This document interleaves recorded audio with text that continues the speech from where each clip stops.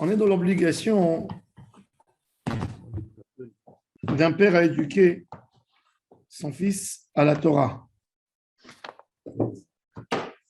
Tano Rabbanan.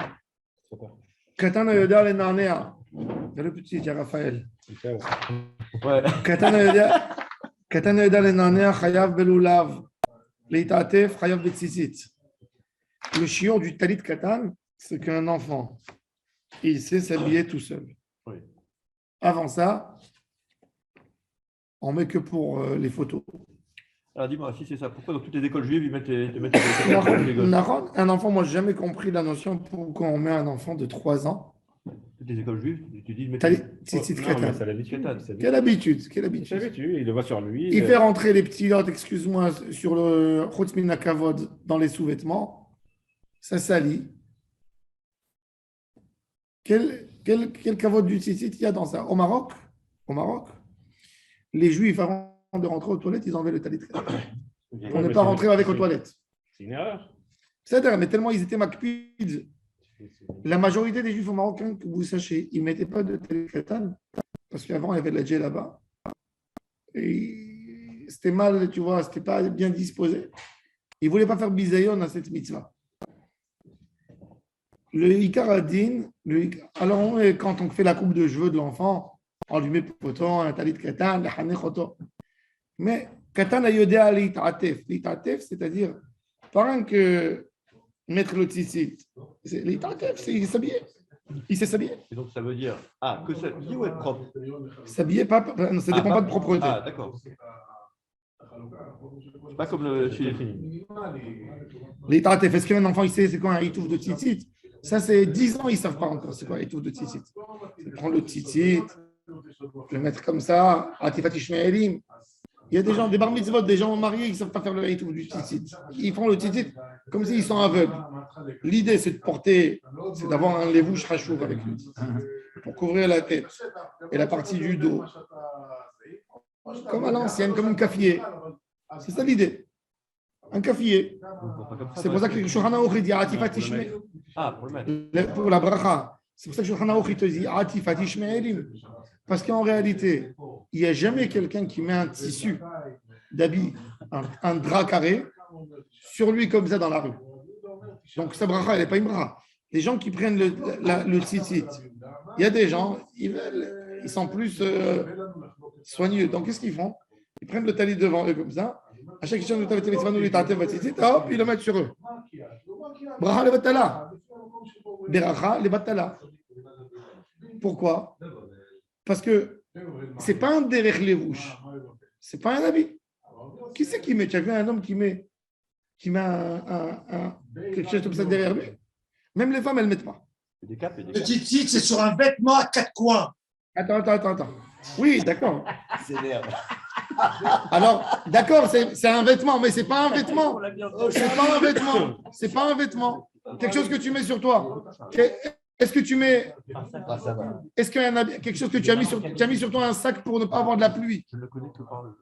Est-ce que tu as eu sur toi. Est-ce que tu as mis sur toi un sac pour avoir de la pluie? Non, c'est même pas un béguet de kavod. La Gemara a dit il faut que ce soit un béguet. Ah, qu'elle fait Big Dechem de Dorotin. C'est vrai que c'est écrit 4 coins, mais c'est écrit dans le même mot, un mot après. Big Dechem, c'est un béguet, c'est pas un béguet. Donc, les haramim du Talmud déjà, de Shulchan Aruch, il a compris que ce n'était pas un béguet, ça ne servait plus comme béguet. Avant, il y a 2000 ans, comment les gens ils s'habillaient? Comme en Afrique. Tu prends un long drap, tu l'attrapes ici, autour du cou, et ensuite tu tournes. D'accord? Tu mets sur toi et c'est ça ton habit. Donc, c'est logique. Mais maintenant, aujourd'hui, quel habit j'ai? Quel habit? De prendre cet habit, de mettre sur mon dos. J'ai 2 devant et 2 derrière. Comme ça, aujourd'hui, c'est pas un mec, on fait pas comme ça. Alors, mais au moins, en hiver, quand tu as froid, tu mets un châle. Les Arabes, il y a 1,5 milliard de personnes dans le monde qui connaissent cette notion du kafier. Alors, c'est pour ça que je suis en train de de la taille, comme quand tu sors de la douche. Quand tu sors de la douche, oui. C'est pour ça, d'accord. Non, mais quand tu sors de la douche, c'est pas un habit. Tu as raison. C'est pas un habit. C'est pour ça qu'il faut le mettre sur la tête. Quand tu sors de la douche, c'est une serviette. Exactement. C'est pas pour, non, c'est pas pour t'habiller. Non, je suis d'accord. C'est pour ne pas que l'eau, tu attrapes froid. Donc, ça s'appelle même pas Beged encore. Ça n'a pas le digne de Beged. Donc, la seule manière pour que ça soit considéré au moins Beged, c'est de prendre le talit, de le mettre comme ça. Ensuite, de vraiment faire comme un cafetier, d'envoyer d'un côté, de mettre de l'autre côté, et là, ça fait un habit qui couvre tout ça. Sinon, c'est Beracha, Levatala. Combien de temps il faut rester avec ça? Pour pouvoir marcher 2 mètres. Pourquoi? C'est un chiot de s'habiller. En réalité, quand quelqu'un il le met sur lui, il accomplit moins la mitzvah du tzitzit que quand il le met comme ça sur lui. C'est pour ça que le minhag des Hasidim, c'est au moins dans la tfila, avoir le talit sur la tête. Pourquoi? Parce que c'est plus proche de la Atifat Ishmael. Le talit katan, le Chazon Ish, il a dit, il faut savoir, Rav Moshe Feinstein dit qu'un talit katan, moins que numéro 1, et même Feinstein et beaucoup d'autres postes qui me disent, on n'est pas acquitté. Pourquoi? Cet habit ne couvre rien. Il ne couvre rien. Tu ne le mets que pour le tzitzit. Ce n'est pas un beged en réalité. Quand tu mets quelque chose sur toi qui ressemble à quoi? À un tablier. Je veux bien, un tablier, mets-le devant. C'est aussi un habit. C'est un habit, un tablier. Mets-le sur tes habits. C'est peut-être pour ça que les Hasidim y mettent le tablier devant, au moins que ça sert pour quelque chose. De mettre sous la chemise. Alors le Chazon Ish, il a demandé qui couvre la majorité du corps. Ça veut dire qui dépasse la nudité, qui couvre plus bas, qui descend. Au moins, c'est fait pour être un habit. C'est pour ça que moi j'ai envie d'un. J'ai dessiné déjà un tissu. Il faut que je trouve quelqu'un. Alariquement, je pense que c'est la meilleure chose. Déjà, ça économise la transpiration. Comme le modèle des gens, il a changé. Moi, j'ai dit, pourquoi je vais prendre le talit moi, je vais le prendre d'en bas en haut. J'ai fait une sorte de Bermuda qui est ouvert sur les côtés et qui est attrapé qu'avec 2 petits boutons. Mais il a 4 cornes sur le haut. Et j'ai dit, au lieu qu'une personne, il met en été, parce que quand tu mets le talit, s'il est en laine, ce n'est pas agréable de mettre sur le corps. Je préfère mettre un pantalon léger, fin, sur le caleçon. Je mets encore un truc fin. Au moins, je ne sens pas ma transpiration ici. Ici, je suis libre, je ne mets qu'une chemise, un t-shirt. Et j'ai mes tzitzit qui pendent des côtés. Et c'est un tzitzit. Mais là, en plus, il couvre. C'est ça le derrière d'aujourd'hui. Est-ce qu'un homme, il sort sans pantalon dehors? Non. J'ai montré ce prototype à des rabbinim, ils ont eu peur. Tu fais des nouveautés.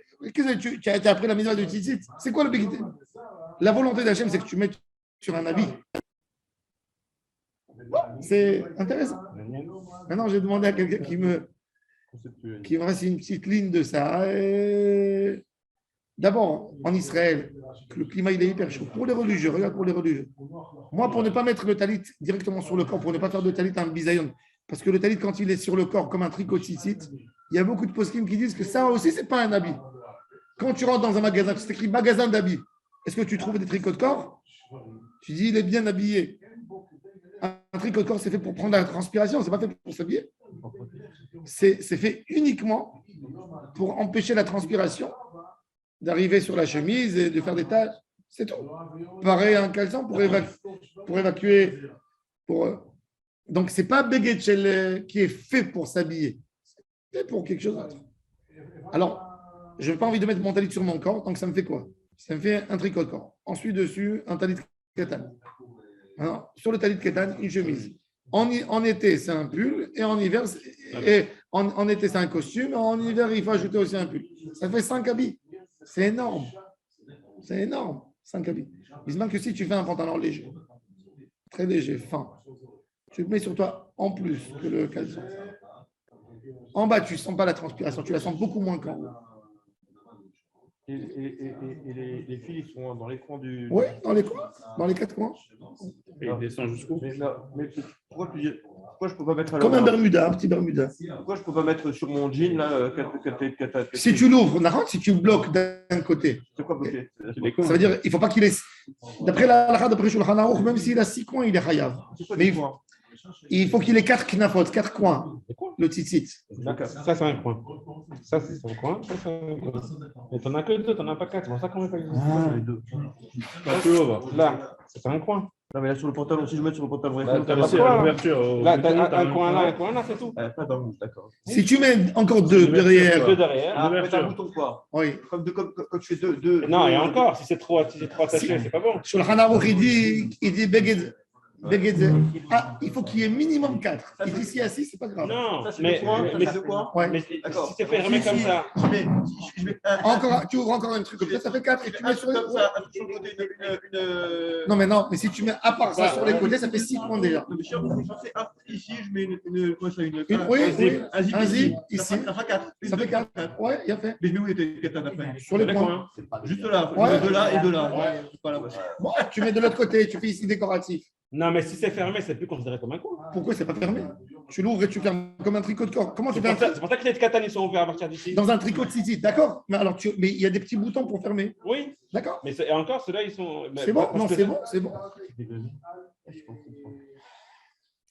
On peut faire ça, c'est pas un problème, ça. C'est pas un problème, on peut le faire.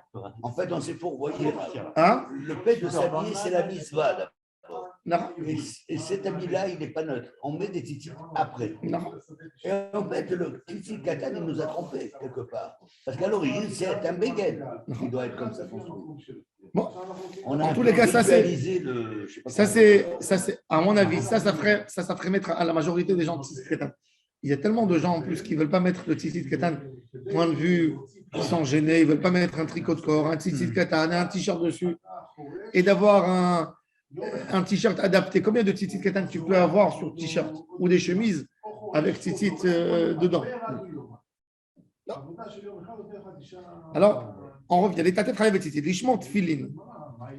Aviv lo kerlo tefillin. Lishmon tefillin. On voit ici qu'à l'époque, tout le monde mettait les tefillin toute la journée. Pourquoi? Parce qu'il dit, la Gemara, gardez les tefillin. Rachid explique de ne pas rentrer avec aux toilettes.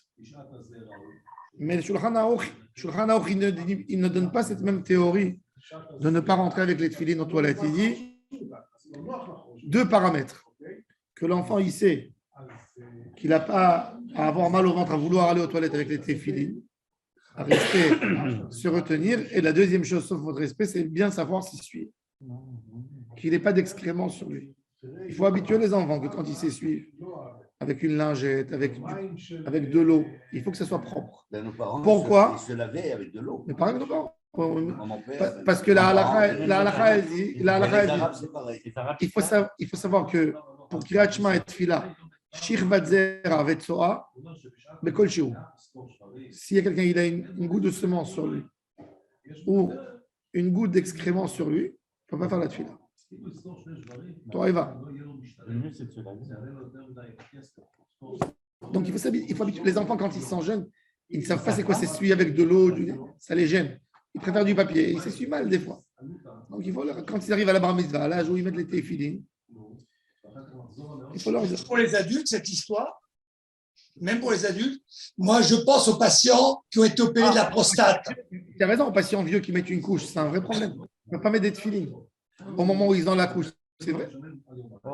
Impossible. Mais d'un autre côté, il faut porter les tefillin toute la journée. Non. Non. Il faut leur mettre les téfilines 3 minutes, 5 minutes quand ils sont nettoyés propres. Voilà. Ils font le schéma, les éouzés.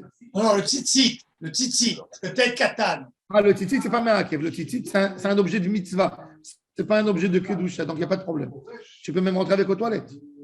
Les tefilines, non. À l'époque, tu peux garder les tefillin toute la journée. Non, ouais. Regardez. À l'époque, les gens, d'abord, ils n'avaient pas de sous-vêtements. Ils étaient beaucoup plus propres qu'aujourd'hui, il faut savoir. Ils étaient beaucoup, beaucoup plus propres qu'aujourd'hui. Ils s'essuyaient avec des pierres pour s'essuyer. Oui, des cailloux. Oui, horrible, des cailloux arrondis. Arrondi. Dans Les égalés. Elle est à la pharmacie, t'achètes. il y a juste aujourd'hui, dans des pays sous-développés, jusqu'aujourd'hui, La Gemara dit, tu prends trois la Gemara a dit 3. Jusqu'aujourd'hui, Jusqu'aujourd'hui, dans les pays sous-développés, dans certains pays arabes, tu achètes à l'épicerie les cailloux. Tu les laves, genre. Oui. Tu les laves, c'est réutilisable. Il les font bouillir, il les font. Ouais. Alors il dit Yodea le daber, aviv l'omdo Torah avec Kriyat Shema. Dès que l'enfant il commence à parler, pas que l'enfant il répète comme un perroquet. Ah, bah, bah, bah. Quand l'enfant il s'est demandé quelque chose, c'est Yodea le daber. Il s'est exprimé sa volonté. Aviv l'omdo Torah. Qu'est-ce qu'il lui dit? Quel Torah? À son niveau. Torah Amahi, Amaravamnuna. Torah Tzivalanu Moshe. Moracha, Kiryat Shema Mahi. C'est quoi Kiryat Shema? Quoi, tu vas lui faire tout le Kiryat Shema jusqu'à Hashem Elohechem Mehmet. Tu vas tuer. Il faut même un enfant doucement, d'après son cercle. C'est quoi? Pasuk Rishon. Quand l'enfant il devient plus mûr, 6 ans, jusqu'à Ubisharecha. Le premier texte. Quand il est plus mûr, qui met un Shamaim à l'arrêt. Kiryat Shema. Ayode alishmor gufo, ochlin al gufo taharot. C'est quoi l'ishmor gufo? À l'époque de pureté et d'impureté, c'était beaucoup plus compliqué pour les enfants. Un homme, il est pieux. Il est Yereshamaim. Mais à l'époque, tout le monde mangeait, tout le monde était à haute. Maintenant, les enfants, ils vont jouer. Ils sont passés à côté du cimetière. Si l'enfant n'a pas de date, il rentre au cimetière, il rentre à la maison, il profane toutes les troumottes de son père. S'il est Cohen, le père. Si l'enfant ne fait pas attention, pas gaffe. Il a touché un reptile mort. Alors, ça déjà, c'est un autre niveau supérieur à quelqu'un qui garde ses téphilines, quelqu'un qui sait étudier la Torah. Combien de fois on fait attention, nous? Imaginez-vous à l'époque, on est des Cohen. Tu vois quelqu'un dans la rue, avant de lui donner la main, comme aujourd'hui, tu te poses la question avec le Covid. Je peux l'embrasser, je ne peux pas l'embrasser, je peux me rapprocher, je ne peux pas me rapprocher. Alors il dit, alors Yodea lishmor gufo, ochlin al gufo teharot.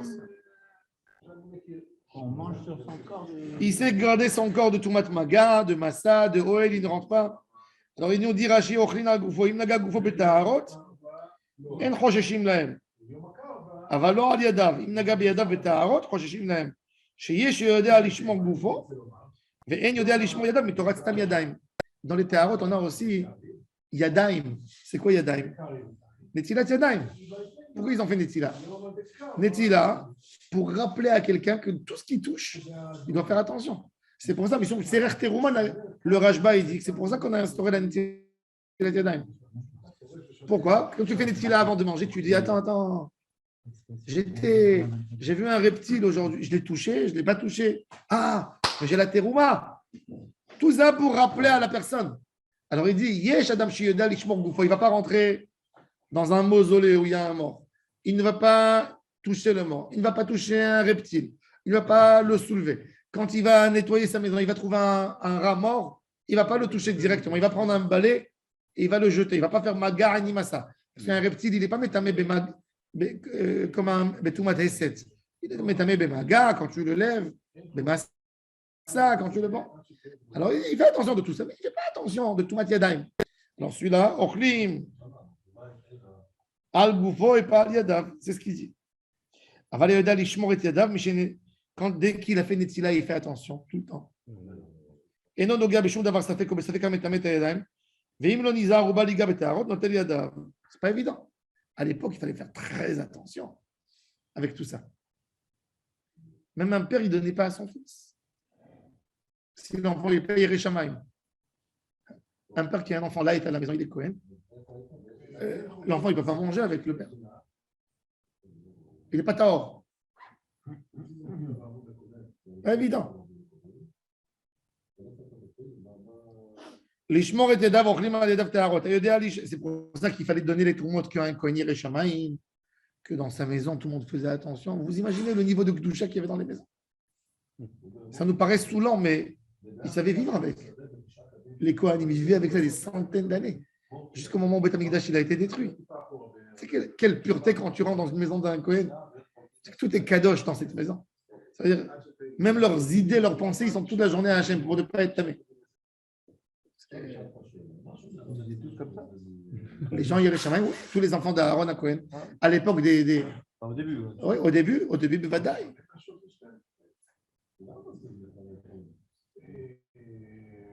C'est pour ça aussi qu'on ne donnait pas tellement de Taharot, de Terouma au Cohen. Parce qu'on leur donnait que 1%. Parce qu'en réalité, ils ont compris, la Torah, elle a compris que de garder même la pureté, c'est pas évident. Il y a un Cohen, il a eu les shivras de son père, tu vois. Il est passé. C'est pour ça, comme ça doit se manger que Bigdusha ou Tahara. C'est pas comme le Lévi, par exemple, il a reçu 10%. Il peut les manger par un Ktaor. Tandis que le Cohen, c'est très difficile à garder. Une Trouma, un niveau de Kdusha. C'est l'idéal. Il faut se rapprocher. On continue.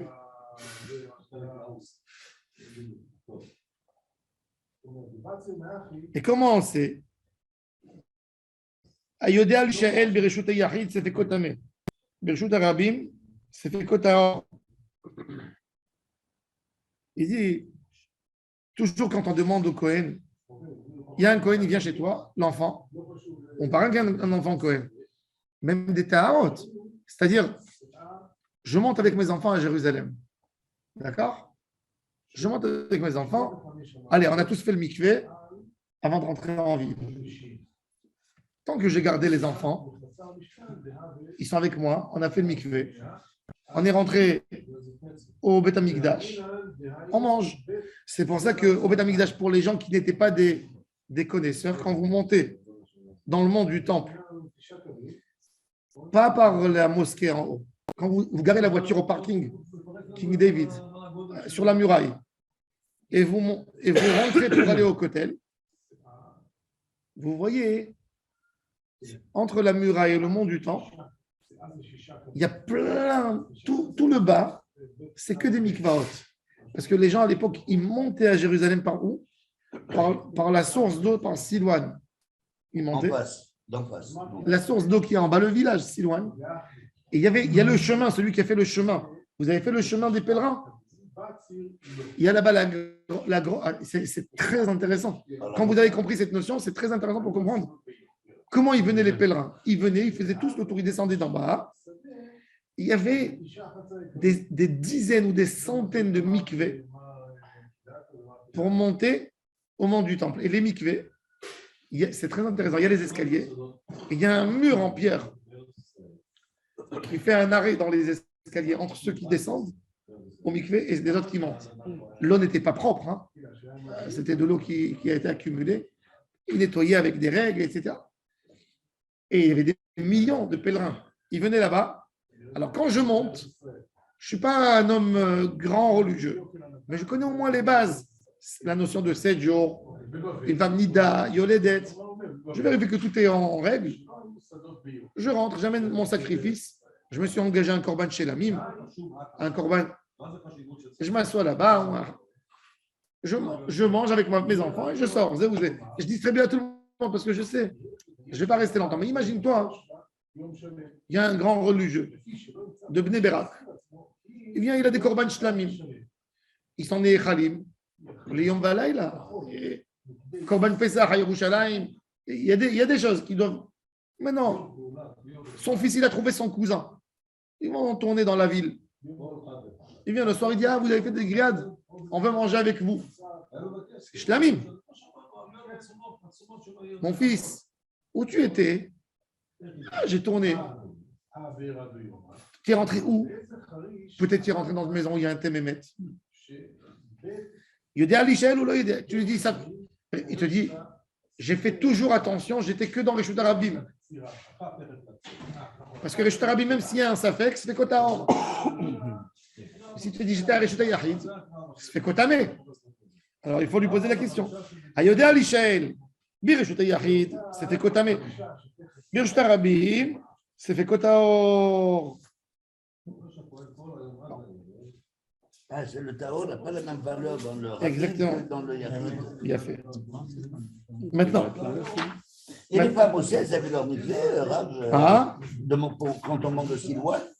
quoi? Les femmes aussi, Aussi, elles allaient au mikvé, bien sûr. elles avaient leur mikvé. Bien sûr, le mikvé des femmes. Bien sûr. C'est de là vient la coutume que la veille de Yom Kippour, les femmes comme les hommes allaient au mikvé. Le Rivache, il a interdit en Afrique du Nord que les femmes elles vont au mikvé que pour se purifier. Les jeunes filles ne voulaient pas qu'elles se sentent moutarotes et que ça développe des relations hors mariage. Donc il a fait un harem sur les femmes qui vont au Donc, une femme mikvé. qui est Nida va pas aller au temple à l'époque. Déjà, pour éviter le problème. Maintenant, Cohen, regardez comment c'est important de ne pas laisser. J'ai dit quelquefois, vous savez que d'après la halakha, cette coutume que les gens font dans les synagogues, s'il y a un grand kahal dans la synagogue et le gaba il dit est-ce qu'on a un Cohen parmi nous? C'est bon, c'est admis. Il y a du monde qui vient, Cohen, le matin, il y a 5, 6 Cohen, alors mincha de Shabbat, c'est moi. Tu demandes, il y a un Cohen, tu n'as pas envie de regarder tout le monde. Mais Stam, crier, il y a un Cohen, il y a quelqu'un qui te dit Cohen. Tu ne peux pas monter. Je te connais moi, je ne te connais pas, personne qui te connaît ici. Cohen. Pourquoi? Parce que de la Nessiat Kapaim, il arrive à la Trouma.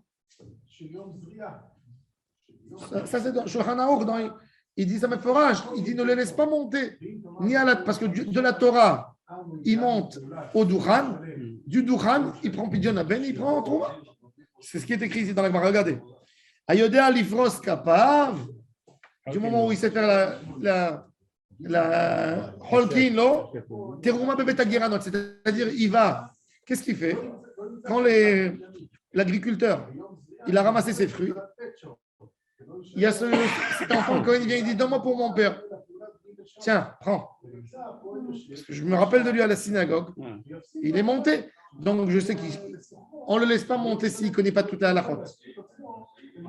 C'est-à-dire de là, tu vois comment il faut faire attention. Comment on donne à un Cohen. Tosfot, il dit. J'adore. Je dis tu ne laisses pas monter si tu ne connais pas toute la halachot. Si tu ne sais pas qui il est Cohen. Non, toute la halachot. De Nisiat Kapaim. Un Cohen qui fait brachat de 4 Kohanim, c'est quelqu'un qui sait. C'est fait n'importe quoi. Il y a des choses à faire. Un Cohen qui profane sa keuna. Un Cohen qui profane sa keuna. Un Cohen que je sais qui rentre dans des cimetières. Je ne le laisse pas faire de 4 Kohanim. Après Shulchan Aruch. Rambam, il est plus cool. Un Cohen qui est marié avec une divorcée. D'après Shulchan Aruch, il ne ment pas. Rambam, il est plus cool. Mais on ne fait pas. Shulchan Aruch, il nous a interdit. Tu crois que vraiment, de toi à moi, tu crois que vraiment tous les Cohen qui font la Pécat Kohanim aujourd'hui connaissent la halachot Pas sûr. Plus ou moins. Ah bon. Pas sûr. Je t'en prie, ne leur dis pas que ça fait. Non, je sais. Regardez Tosfot. Le dernier Tosfot de la page. Ayodea Lifros Kapab Cholkin notre mauvais agranot. Mikameacha, avant de faire ça, on ne lui donne pas. Avant le Shagirim lo le beto, il mouillodea le Shomra Betahara. Comme qui est écrit, Asara en Cholkin laem Trouma bebet agranot. Il y a dans la Mishnah 10 personnes qu'on ne leur donne pas à la Trouma dans le Bet Agranot. Que Dieu nous en préserve un Cohen choté, autiste, trisomique. C'est bizarre la Trouma. Les gens ils vont voir, ils vont dire peut-être qu'il ne sait pas la garder celui-là. Comment tu profanes la Trouma? Tu l'amènes, tu la donnes à un mauvais gardien qui peut la rentamer tout de suite. Il y a une responsabilité. C'est-à-dire, on voit, il y a le kavod de Adam et il y a le kavod d'Hachem aussi. Il ne faut pas avoir peur quand il y a quelqu'un qui est Cohen, qui est marié avec une divorcée, tu dis Shuma, il est venu à la synagogue, je ne vais pas le faire monter. Shuma, que lui, il a fait. Il a profané sa kéouna. Normalement, c'est lui qui refuse. Il faut savoir. Il faut qu'il soit émettre pour refuser, oui.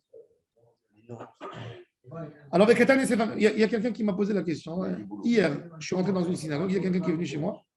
Il m'a dit notre Cohen, il est Mechalel Shabbat. Il arrive Shabbat à la synagogue en voiture. Il dit on le fait monter Cohen. Je dis si vous avez un autre Cohen, vous ne le faites pas monter. Vous le faites monter Mossif, si Afal Pichou Cohen. S'il dit tiens. Mosif, pas Meminen Shiva. Il monte à la Torah, Asher Natan Lanu et Torato. C'est écrit dans la Torah, Mechalel et Amotu. Si tu es sur Shabbat, je suis en train de mentir, c'est quoi ça? Il ne faut pas jouer avec ça. Il faut pas. Encore une fois, on veut rapprocher quelqu'un, on peut lui dire écoute, on t'honore, on t'aime, on aurait voulu te donner. Mais comment toi-même tu affrontes les mots, tu es en train de lire la Torah et tu n'acceptes pas ce que la Torah a dit. La Torah elle a dit repose-toi le 7e jour. N'allume pas le feu, tu allumes ta cigarette, tu prends ta voiture. Comment tu veux qu'on te donne? Maintenant, pour ne pas t'éloigner, parce qu'on t'aime beaucoup, on ne va pas transgresser la Torah, mais on te fait monter aussi. Mais il faut qu'il sache le émettre. Il faut parler. Le raisonnement, je peux le tenir pour beaucoup de choses. Hein. Non, je ne contredis pas, mais il n'y a pas que la Kevuna. Si je prends toutes les mitzvot de la Torah qui sont écrites dans la Torah.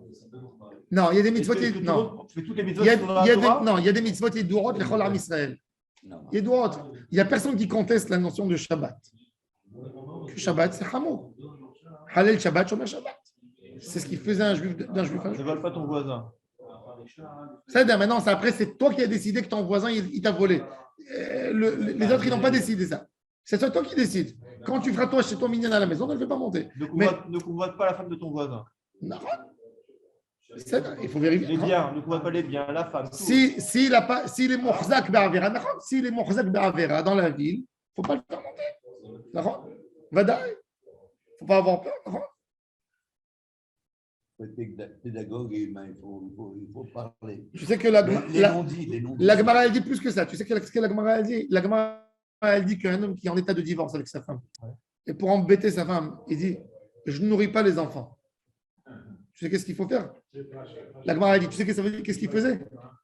Quand on faisait sortir le Sefer Torah, on fermait le Sefer, on disait il y a cet homme parmi nous, c'est un rachat, il est chayav nidouille, il se comporte comme un corbeau qui est cruel sur ses enfants. Comme ça y est. Mais Vaishim, Otomina, Dimoto, tant qu'il n'a pas pris sur lui l'engagement de nourrir ses enfants. Je trouve ça extraordinaire. Oui, il faisait comme ça. À la synagogue, il lui faisait un shaming. Oui, et il sortait d'une synagogue, il allait dans une autre, on faisait là-bas aussi.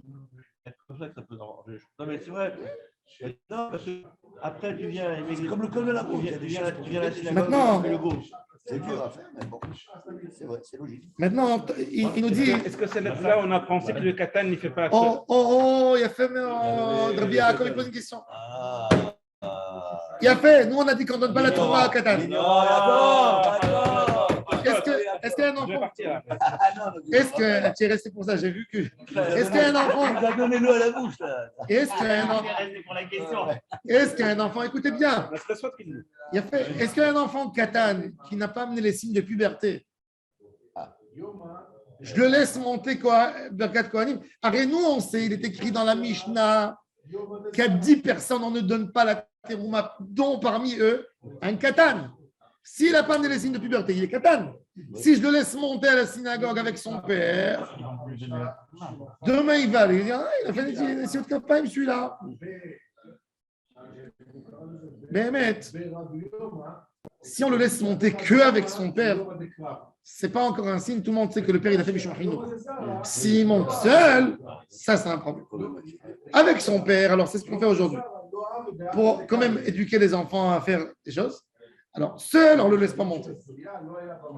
Que si à son père, que tu vois que c'est Medin Hinour, il est à côté de son père, là tu laisses monter pour éviter ce problème. Parce que Minadin, même s'il s'est prié, s'il n'a pas amené les signes de puberté, comme il y a justement un Mirchol, et c'est ce que je vous ai dit que d'après la halakha, tu ne fais pas monter quelqu'un Stam Kohen parce qu'il doit monter au Dukhan, et on ne laisse pas. Arrête, c'est quoi? Même le Kohen, il a besoin de recevoir l'accord de Ham Israël pour faire la bracha. C'est la preuve. Ce qu'on leur dit, Kohanim, le Kohen, il dit Ham Kedosh Hakamo. Ça veut dire que si le Kohen, il n'a pas reçu l'ordre du Shaliach Tzibour Kohanim, il n'a pas le droit de faire la bracha. Il ne peut pas s'imposer. Il ne peut pas. C'est-à-dire il faut que nous, on reconnaisse la Keuna.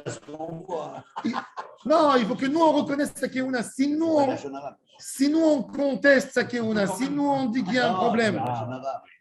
Rabbeinu, pour Birkat Kohanim, c'est la même histoire? Ah oui, c'est ça, c'est Birkat Kohanim, c'est exactement ça. C'est ce qu'il nous dit. Ayodé alifros capable cholkinot terouma bemet ageranot. On avait le Donc, d'accord, pour continuer ce que tu as dit, quand Maintenant. le jeune, on a les signes de sa puberté, Ayodé alishchot. Maintenant, je vous pose une question. Vous avez votre fils. Rien que ça, écoute, c'est là. Tu as ton fils, il te dit, papa, je veux égorger. Tu es en train d'égorger, toi, tes poulets. L'enfant, qu'est-ce qu'il a fait? Il a voulu te faciliter la tâche. Il a pris, à l'époque, il prenait une gilette. Il allait au Maroc, il prenait une lame gilette. Les shochatim, ils achetaient des lames gilettes. Elles étaient plus larges qu'aujourd'hui. Ce n'était pas petite. Aujourd'hui, elles sont petites. Mais à l'époque, il prenait la lame. Elle faisait 2 coups d'un poulet. Ça veut dire que tu calcules le coût du poulet. Si tu lui enlèves les. Tu lui enlèves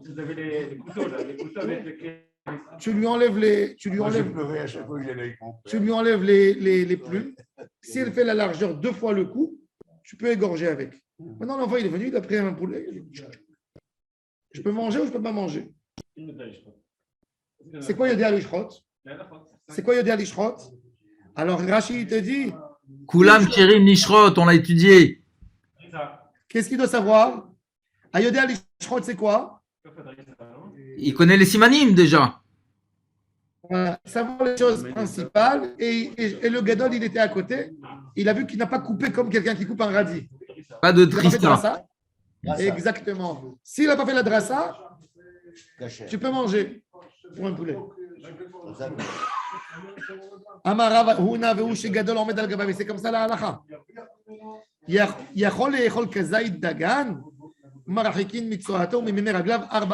D'après la halakha, on n'a pas le droit d'étudier la Torah ou de prononcer une parole de tefila si on a des excréments et de l'urine devant nous, ça sent mauvais, c'est bisayon. C'est quoi des excréments qui sentent mauvais? Pas d'un enfant qui tète de sa maman, ça sent pas mauvais. Qu'un enfant qui commence à manger, qui est capable de manger, d'après le Rambam, 18 grammes de pain de céréales, d'après Shulchan Aruch, 27 grammes. S'il est capable déjà de prendre et de manger, Marachikim Mitsuato. Aujourd'hui, qu'on ajoute du cornflore, et il y a plein de sortes d'avoine, etc., de sortes de céréales qu'on met aux enfants. Il faut savoir, tu sais, les boîtes en carton là qu'on mettait, il faut savoir c'est quoi. Si on sait, il en mange kazaït, ça s'appelle achida. Même que tu bois, c'est bien l'achida. Ça sent mauvais. Tout de suite, tu sens la couche, ça sent très fort. Alors, Arba Amot, c'est que quand il commence à manger. Si un adulte, monsieur à la synagogue, il n'est pas très propre, il n'est pas prêt. Il ne faut pas s'asseoir à côté de lui. On peut lui dire. Non. On ne lui dit pas, on lui dit pas. Amar Avriya Bered. Amar Avriya. Amar Avriya. Moi, j'ai vu Rav Yosef. J'ai vu mon Rav Yosef. Il y avait des fois, on priait à côté. On était chez lui, on allait prier chez lui. Des fois, il y avait des enfants, ils s'asseyaient à côté de lui. Quand il faisait la Hamida, il s'éloignait de l'enfant Arba Amot parce qu'il se disait, peut-être il ne s'est pas bien essuyé. Donc, il s'éloignait 2 mètres. J'ai vu, moi, quelques fois, je lui ai posé la question, il m'a dit oui, c'est à cause de ça. Il ne priait pas à côté, il s'éloignait parce qu'il se disait, pas toujours les enfants, ils savent s'essuyer.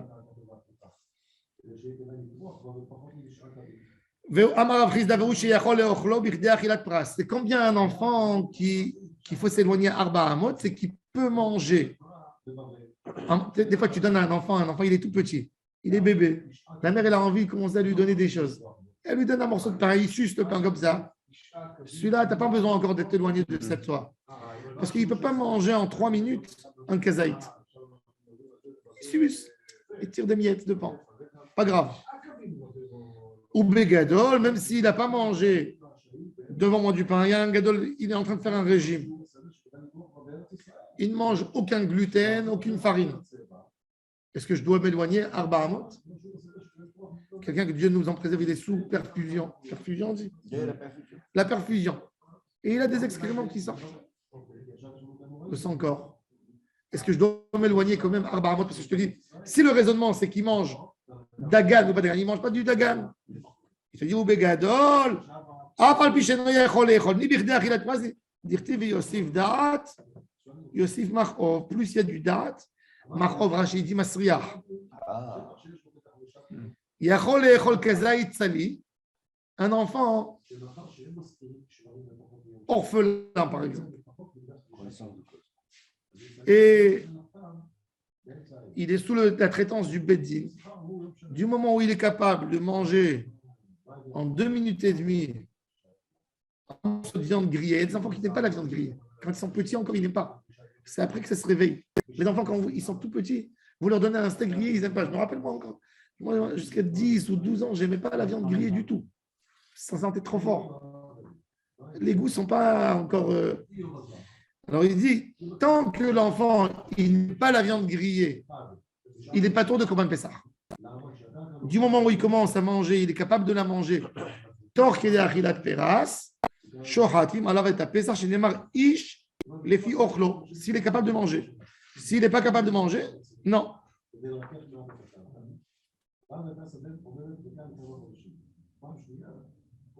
C'est combien peras? C'est la quantité de pain qu'on est capable de manger. C'est la capacité de manger du pain. C'est vrai qu'il y a des nourritures ou des choses qu'on peut boire et manger rapidement. Quelqu'un, il mange une banane. Il la mange très rapide. Tu n'as pas besoin de mâcher. On demande du pain. Le pain, il est obligé de le mâcher. Donc, le shiur achilat pras, on l'estime toujours, rappelez-vous. Shiur achilat pras, pras, c'est la moitié d'un kikar de pain.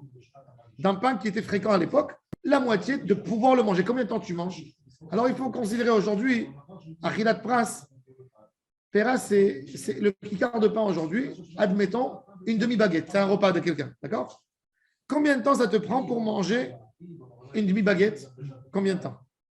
Je ne parle pas d'un homme affamé, un homme normal. Je ne parle pas non plus d'une femme qui mange doucement et qui parle 2 heures. Je parle. Combien de temps ça prend pour manger? Tu te fais un sandwich. Combien de temps ça prend pour manger un casse-croûte tunisien? 5 minutes. 5 minutes. Il y a fait merde. Il y a fait. Donc, c'est-à-dire, d'après ce qu'il dit Non, mais Benjamin. c'est 5 minutes et après encore 5 minutes pour le vomir. Oui, mais on parle que Non, de- combien de temps ça prend pour manger? Combien de temps tu manges quand tu manges un sandwich? Combien de temps ça te prend pour manger? Non, 7 minutes. Au moins 7 minutes. Au moins 7 minutes au moins. 7 minutes, il a fait. En Alors, diététique, c'est il a fait. 20 Alors, donc, il a raison. En fin de compte, je pense que le débat dans les poskim, il était d'après la sorte des pains qu'il y avait dans les pays et d'après les coutumes de manger. Alors, c'est très intéressant. C'est combien le shiur achilat peras? Il y a des poskim qui l'envoient à 9 minutes. C'est de l'extrême. C'est-à-dire que shiur achilat peras, c'est la moitié d'un pain. C'est-à-dire qu'il considère qu'une baguette, je dois la manger en 20 minutes, à peu près. S'il te dit que le shiur achilat peras, c'est 9.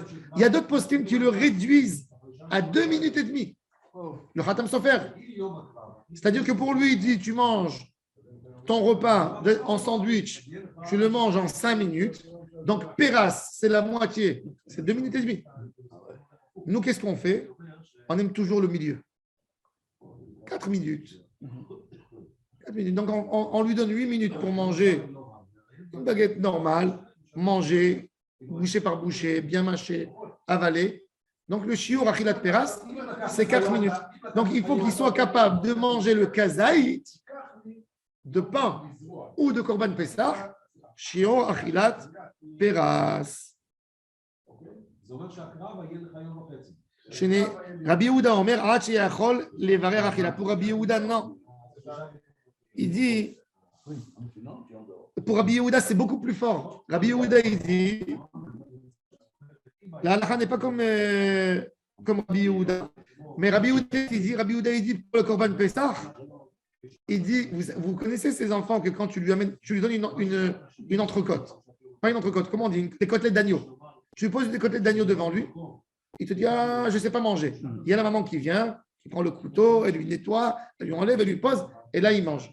Il dit, Rabbi Yehuda, c'est qu'en ce moment, celui-là, il peut manger le Korban Pessah. Pourquoi? Parce que celui-là, il ne sait pas comment, il va casser les os. Le Korban Pessah, c'est assourd, le jbour. Il ne sait pas le manger. Il ne connaît pas les règles. Il ne sait pas comment toucher une nourriture. Si c'est sa mère qui lui donne les morceaux, il n'est pas tôt. Mais la halakha n'est pas comme Rabbi Yehuda. La halakha est comme Tanakama. Du moment où il mange un kazakh, parce que tu peux dire, dès que tu as un enfant, je ne vais pas lui donner un morceau avec un os, je vais lui prendre un morceau de viande, je vais lui donner. Il n'y a pas toujours que des os. Donc, en tous les cas, voilà. Bao Adran Alach, Lulav Agazol, Baruch Hashem, on a fini. Le parec le plus principal de Maseret Souka. Il nous reste encore 10 feuilles et on aura fini Bezrat Hashem des 12 feuilles. 12, 13 feuilles. On aura fini.